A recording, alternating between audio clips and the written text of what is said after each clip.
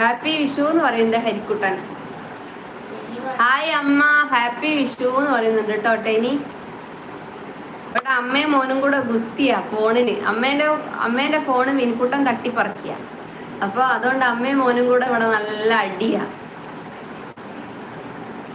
കുറച്ചേരം അമ്മ കാണുമ്പോഴേക്ക് വിൻകുട്ടൻ തട്ടിപ്പറക്കുക.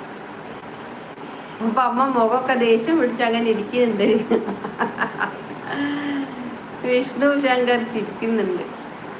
എൻ്റെ വീട്ടിൽ വിഷു ദിവസം പടക്കം വാങ്ങിക്കൂട്ടോ ടോ ടോ. ഇവിടെ നല്ലോണം ടോ ടോ ടോ ആവുന്നുണ്ട് വിഷ്ണനി. ഇപ്പൊ എത്ര നേരം ഇവിടുന്ന് ടോ ടോ ആയിരുന്നു. ഇനിയിപ്പോ ഒന്ന് ഫുൾ ടോയാണ് ഇവിടെ. എത്രയുണ്ട് പടക്കം.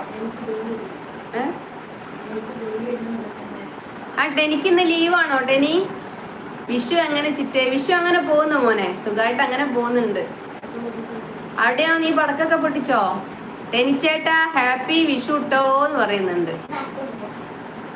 എന്നാ പിന്നെ എന്താ ഏട്ടനോട് പറയാഞ്ഞേ? നമസ്കാരം രജനി ചേച്ചി. വിനിക്കുട്ടനോട് ഒരു കുഞ്ഞു ചോദ്യം, എന്താണ് വിഷു? വിനിക്കുട്ടനോട് എന്താണ് വിഷു എന്ന്?